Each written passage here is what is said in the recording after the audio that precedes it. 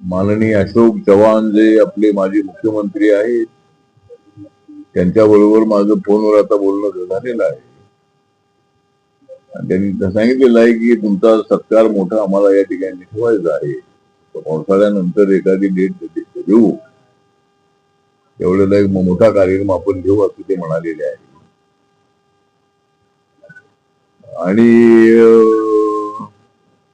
आज आता मी इथं अनेक दिवसानंतर आलेलो आहे. सध्या जो महत्वाचा विषय देशामधला आहे तो महिलांचं आरक्षणाचं बिल आणि डिलिमिटेशनचं बिल. हे जे बिल आहे हे बिल काँग्रेस सहित इतर अपोजिशननी हे बिल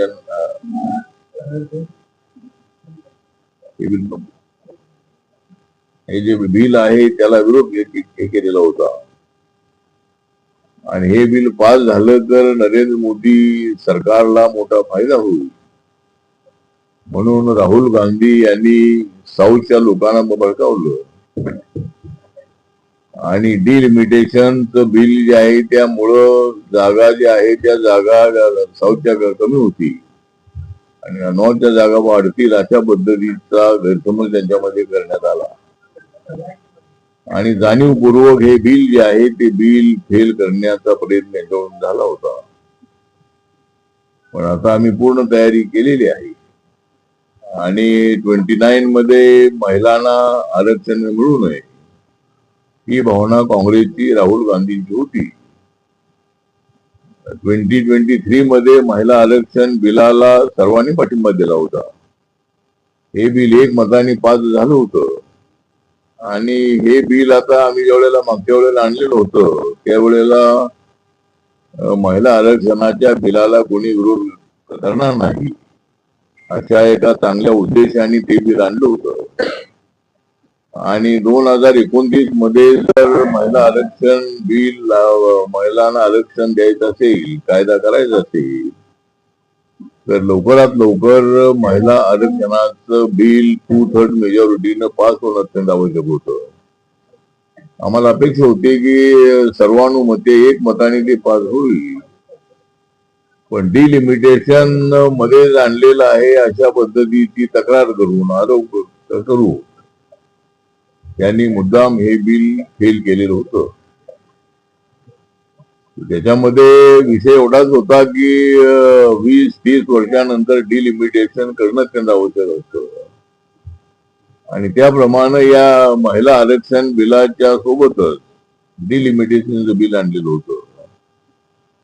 आणि त्या बिलामध्ये हे होतं की महिलांसाठी 273 जागा वाढवायच्या आणि सध्या पार्लमेंटमध्ये 543 जागा आहे इलेक्शनच्या. 2 जागा अँग्लो इंडियनच्या अपॉइंटेड असतात आणि निवडणूक होते ती 543 मतदारसंघाची निवडणूक होते. त्याच्यामध्ये आमचं बिल असं होतं की 273 जागा वाढवायच्या महिलांसाठी आणि पार्लमेंटच्या 543 प्लस 273 अशा 816 जागा या लोकसभेच्या करायच्या. आणि एक मतदारसंघ फार मोठा आहे. 35 लाख 39 लाखाचे काय मतदारसंघ आहे. त्यामुळं डिलिमिटेशन करून मतदारसंघ वाढवणं हे अत्यंत आवश्यक होतं आणि म्हणून 816 मतदारसंघ करायचे आणि मतदारसंघ छोटे करायचे अशा पद्धतीचा एक प्रयत्न सरकारचा होता.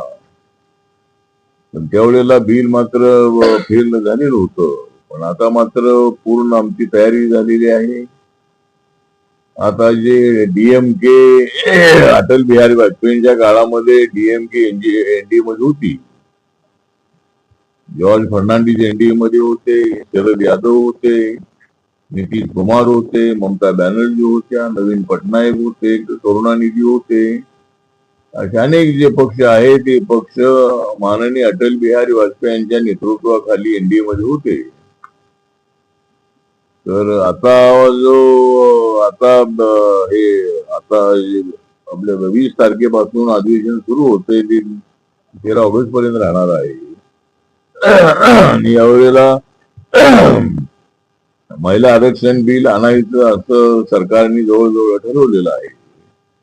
आणि या वेळेला आमच्या बरोबर क्लिअर मेजॉरिटी आहे. मागच्या वेळेला 54 मतांनी आमचं बिल हरलं होतं. आणि नरेंद्र मोदींचं सरकार आल्यानंतर पहिल्याच वेळेला हे पहिलंच बिल पराभूत झालेलं होतं. याच्या अगोदर सगळी बिल ही पास झालेली होती. आता राज्यसभेमध्ये आमची मोठी मेजॉरिटी आहे. लोकसभेमध्ये आता ममता बॅनर्जींचे 20 जे खासदार आहेत ते आमच्या सोबत आलेले आहेत. महाराष्ट्रामधले 6 खासदार माननीय उद्धव ठाकरेंच्या आमच्या सोबत आलेले आहेत. त्यानंतर आता डीएमके जे आहे डीएमके इंडिया आघाडी बरोबर राहिलेली नाही आहे. त्यामुळे सगळ्या गोष्टींचा विचार केल्यानंतर आम्हाला हे बिल 2/3 मेजॉरिटीनं पास करणं अत्यंत अवघड नाही. आणि त्यामुळे या वेळेला महिला आरक्षणाचं बिल हे नक्कीच पास होणार आहे. आणि महिलांना 2029 मध्ये आरक्षण मिळणार. त्यानंतर येणाऱ्या विधानसभेमध्ये सुद्धा महिलांना आरक्षण मिळणार. आणि साऊथच्या जागा कमी होतील असा जो आरोप होता तो अत्यंत चुकीचा होता. कारण आता नॉर्थच्या जागा जास्त आहेत. उत्तर प्रदेश हे राज्य एवढं मोठं आहे की तिथं 45 जागा होत्या. त्यातल्या उत्तराखंड झाल्यानंतर त्या 5 जागा तिकडे गेल्या. आणि 80 जागा ज्या आहेत त्या आता सध्या युपी मध्ये लोकसभेची आहे. आणि बिहार आहे. नंतर बाकीची राज्य जी नॉर्थ मधली आहे. तर नॉर्थच्या जागा जशा वाढतील त्या प्रमाणामध्ये साऊथच्या जागा वाढणार होत्या. आता जेवढ्या जागा आहेत त्याच्यामध्ये जागा 2/3 जागा ज्या आहेत त्या आपल्या 1/3 जागा वाढणारच होत्या प्रत्येक राज्याच्या.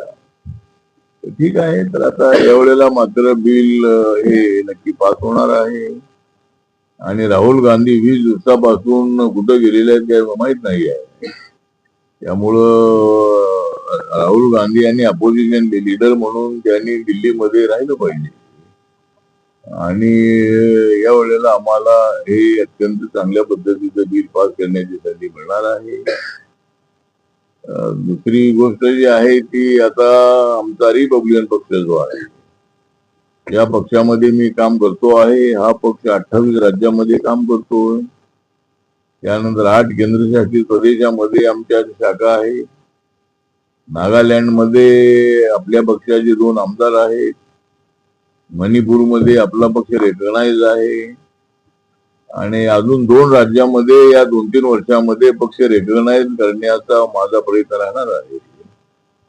आणि जर अजून 2 राज्यामध्ये आम्हाला मान्यता मिळाली तर आपल्या RPIला अनेक वर्षानंतर राष्ट्रीय मान्यता मिळणार आहे. म्हणजे आतापर्यंत राष्ट्रीय मान्यता पूर्वी कधी नव्हती.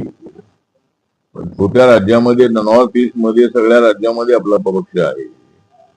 आणि अंदमान निकोबार असेल, लक्षद्वीप असेल, दीव दमन असेल, दादरा नगर हवेली असेल, अशा अनेक केंद्रशासित प्रदेशामध्ये सुद्धा रिपब्लिकन पक्ष आहे.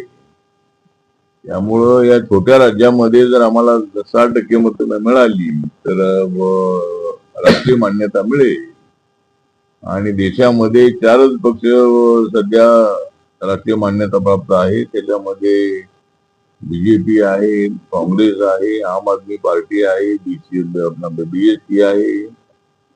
आणि जर आम्हाला मान्यता मिळाली तर 5व्या नंबरवर रिपब्लिकन पक्षाला मान्यतेची संधी मिळणार आहे. त्यामुळे आता एकतर माझा प्रयत्न असा आहे की रिपब्लिकन पक्ष सगळ्या जाती जमातीचा करणं हे बाबासाहेबांचं स्वप्न होतं. एका जातीच्या मतावर राजकारणामध्ये यशस्वी होणं अत्यंत अवघड आहे. त्यामुळं सर्व जाती जमातींना अल्पसंख्याकांना सोबत आणून आपला रिपब्लिकन पक्ष मोठा करायचा ही बाबासाहेबांची भावना होती. बाबासाहेब आंबेडकरांना 2 वेळेला काँग्रेस पार्टीने हरवलं होतं, 1952 मध्ये आणि 1954 मध्ये. मुंबईमध्ये बाबासाहेबांना हरवलं होतं काजरोळकर या काँग्रेसच्या उमेदवारांनी. आणि भंडाऱ्यामध्ये बोरकर नावाच्या महार समाजाच्या माणसानेच बाबासाहेबांना हरवलं होतं. त्यामुळे बाबासाहेबांनी विचार केला होता की शेड्यूल कास्ट फेडरेशन चालवून आपणाला या पार्लमेंटरी डेमोक्रेसीमध्ये एवढं यश मिळणार नाही आहे. त्यासाठी सर्व जाती जमातींना एकत्र आणलं पाहिजे आणि म्हणून बाबासाहेबांनी राम लोहियांना पत्र लिहिलं होतं आणि त्याच्यामध्ये काँग्रेस विरोधामध्ये एकच पक्ष असावा आणि दोन्ही बहुजन पक्ष असावा म्हणजे अशी त्यांची इच्छा होती. पण त्या काळामध्ये बाबासाहेबांचं महापरिनिर्वाण त्यांचा डेथ फार लवकर झाल्यामुळं पुढे त्यांच्या काळामध्ये पक्ष स्थापन होऊ शकला नाही. पण त्यांच्या मृत्यूनंतर 3 ऑक्टोबर 57 ला आरपीआयची स्थापना नागपूरमध्ये झालेली होती आणि हा पक्ष हा भाजपपेक्षा सुद्धा जुना पक्ष आहे. पण आज भाजप एवढा सत्तेवर भाजप आलेला आहे, एवढ्या जागा ते निवडून आणलेली आहे. पण रिपब्लिकन पक्षामधल्या गटबाजीमुळेही आम्हाला तेवढं यश मिळत नाही आहे आणि दुसऱ्या जाती जमातीच्या लोकांना आणण्यामध्ये आम्हाला तेवढं यश आलेलं नाही आहे. पण भविष्यामध्ये आपला प्रयत्न असा आहे की सगळ्या जाती जमातीला पक्षामध्ये आणलं पाहिजे. त्यासाठी आम्ही आमचा प्रयत्न पुढे चालू आहे आणि एक तर आमच्या सरकारने एक चांगला निर्णय घेतलेला आहे की 10% आरक्षण जे आहे 10% आरक्षण हे इकॉनॉमी लिटल सेक्शनला देण्याचा निर्णय झालेला आहे आणि जी फॅमिली SC ST OBC मध्ये येत नाही ही फॅमिली हिंदू असेल, मुस्लिम असेल, ख्रिश्चन असेल, जैन असेल, कोणी असेल, ज्या फॅमिलीचं उत्पादन 8 लाखाच्या आतमध्ये आहे त्या फॅमिलीला या 10% आरक्षणाचा शिक्षणामध्ये नोकऱ्यामध्ये फायदा होतो. त्यामुळं आता सर्व जाती जमातींना आरक्षण आता मिळत आहे आणि अशा पद्धतीचा एक प्रयत्न आहे.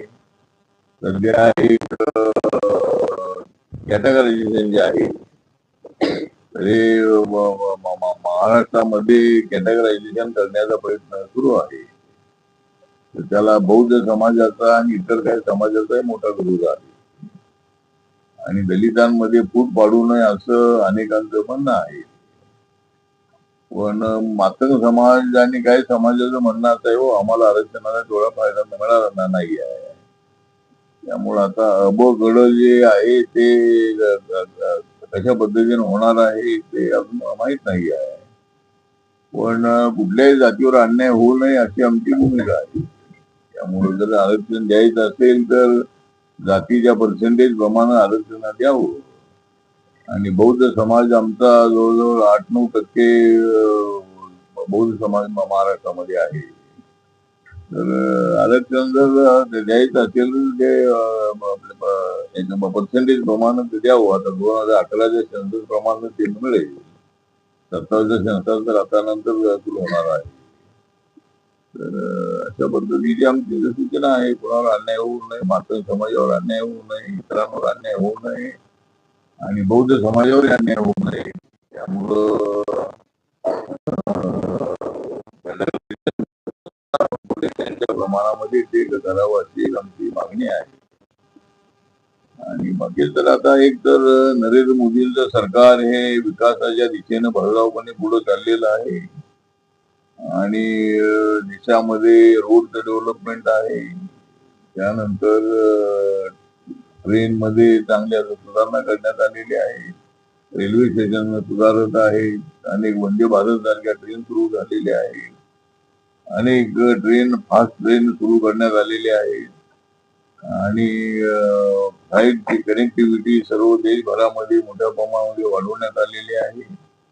व्यापारामध्ये भारत आता नंबर 4 वर आहे. इकॉनॉमीमध्ये भारत आता नंबर 4 नंबरवर आहे. 1 नंबरवर अमेरिका आहे, 2 नंबरवर चायना आहे, 3 नंबरवर जर्मनी आहे आणि 4 नंबरवर आपल्या भारताचा नंबर लागतो आणि लवकरच आम्ही 3 नंबरवर जाऊ अशी आम्हाला अपेक्षा आहे. मेड इन इंडियाला जास्त महत्व देण्याचा प्रयत्न आमच्या सरकारचा आहे आणि व्यापार जो आहे तो जगातल्या प्रत्येक देशाबरोबर करायचा. त्यासाठी नरेंद्र मोदी यांनी सर्व अनेक देशांचा दौरा केलेला आहे. आता